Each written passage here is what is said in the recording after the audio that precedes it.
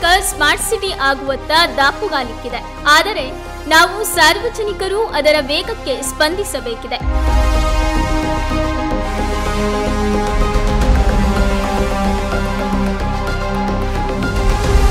ನಗರದೊಳಗೆ ವಾಹನ ಸಂಚಾರ ದಟ್ಟಣೆ, ಪಾದಚಾರಿಗಳಿಗೆ ಜೀವ ಕೈಯಲ್ಲಿ ಹಿಡಿದುಕೊಂಡು ನಡೆಯುವಂತ ಪರಿಸ್ಥಿತಿ ನಿರ್ಮಾಣವಾಗಿದೆ.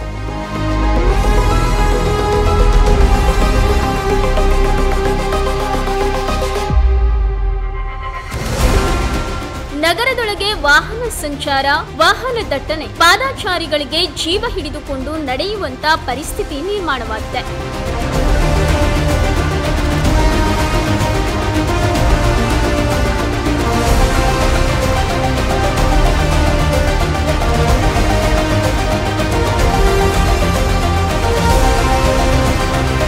ದುರ್ಗಿಗುಡಿ ಬಡಾವಣೆ ನಗರದ ಕೇಂದ್ರ ಭಾಗ.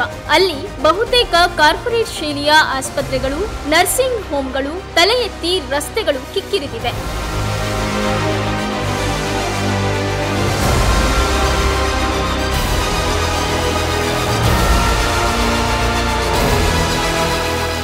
ನೋ ಪಾರ್ಕಿಂಗ್ ಬೋರ್ಡ್ ಇದ್ದರೂ ಸಹ ಲೆಕ್ಕವಿಲ್ಲ. ರಸ್ತೆಯ ಬದಿಗಳಲ್ಲಿ ಪಾರ್ಕಿಂಗ್ ದಿನಾಂಕ ಗೊತ್ತು ಮಾಡಿ ಫಲಕಗಳಿದ್ದರೂ ಜನರು ಕ್ಯಾರೆ ಎನ್ನುತ್ತಿಲ್ಲ.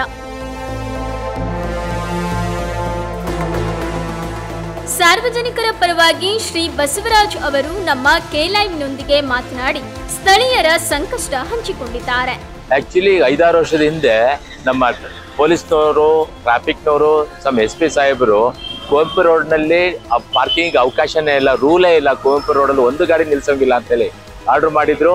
ಫುಟ್ಪಾತ್ ಮೇಲೆ ನಿಲ್ಸಿರೋಂಥ 2 ವೀಲರು, ಸೈಕಲ್ ಕೂಡ ತೆಗೆಸಿದ್ರು. ಬಟ್ ಈಗೇನಾಗಿದೆ, ಕಾರ್ಗಳು ನಿಲ್ಲಿಸೋ ಮಟ್ಟಕ್ಕೆ ಬಂದ್ಬಿಟ್ಟಿದೆ. ಫುಟ್ಪಾತಲ್ಲಿ ಅರ್ಧ ಫುಟ್ಪಾತಿಗೆ ಕಾರೇ ನಿಲ್ಲಿಸ್ತಾ ಇದ್ದಾರೆ, ಫುಲ್ ಫುಟ್ಪಾತಿಗೂ ನಿಲ್ಲಿಸ್ತಾ ಇದ್ದಾರೆ. ಇದಕ್ಕೆ ಭಾರಿ ಜನಗಳಿಗೆ ಅವ್ಯವಸ್ಥೆ ಆಗ್ತಾ ಇದೆ. ಪೇಷಂಟು, ಸಾರ್ವಜನಿಕರು, ನಂತರದಲ್ಲಿ ಎಮರ್ಜೆನ್ಸಿ ಓಡಾಡಬೇಕು ಅಂತ ಆಂಬುಲೆನ್ಸ್ನವರು, ಅವ್ರಿಗೊಂದು ಅತಿ ತೊಂದರೆ ಆಗ್ತಾ ಇದೆ. ಸಚಿವರ ಕಾರ್ಗಳು, ಪೊಲೀಸ್ ಕಾರ್ಗಳು, ಜೀಪ್ಗಳು ಎಲ್ಲದೂ ಓಡಾಡ್ತಿದೆ. ಎಲ್ಲ ನೋಡಿದ್ರು ಕೂಡ ಪಾಪ ಅವರು ಕೂಡ ಎಷ್ಟು ಅಂತ ಕವರ್ ಮಾಡೋಕ್ಕಾಗ್ತದೆ, ಅವರು ಮಾಡ್ತಾ ಇದ್ದಾರೆ. ಇದಕ್ಕೆ ಹೆಚ್ಚಿನ ವ್ಯವಸ್ಥೆ ಆಗಲೇಬೇಕು. ಕನ್ಸರ್ವೆನ್ಸಿಲಿ ಪಾರ್ಕಿಂಗ್ ವ್ಯವಸ್ಥೆ ಇದೆ, ಆದರೂ ಅಲ್ಲಿ ಸಾಕಷ್ಟು ಗಾಡಿಗಳು ನಿಲ್ತಾ ಇಲ್ಲ. ಇಲ್ಲಿ ಮ್ಯಾಕ್ಸ್ ಹಾಸ್ಪಿಟ್ಲ್ ಪಕ್ಕ ಪಾರ್ಕಿಂಗ್ ವ್ಯವಸ್ಥೆ ಇದೆ, ಬಟ್ ಅಲ್ಲಿ ತಗಡು ಬಿದ್ದಿದೆ, ಅಲ್ಲೂ ಕೂಡ ವೆಹಿಕಲ್ ನಿಲ್ಸೋಕ್ಕೆ ಡೇಂಜರ್ ಅಂತೇಳಿ ನಿಲ್ಲಿಸ್ತಾ ಇಲ್ಲ. ಈಗ ಅಕ್ಕಪಕ್ಕ ರೋಡಲ್ಲೆಲ್ಲ ಹಾಸ್ಪಿಟ್ಲ್ಗಳು, ನರ್ಸಿಂಗ್ ಹೋಮ್ಗಳು ಸಾಕಷ್ಟು ತಲೆ ಎತ್ತುತ್ತಾ ಇದೆ.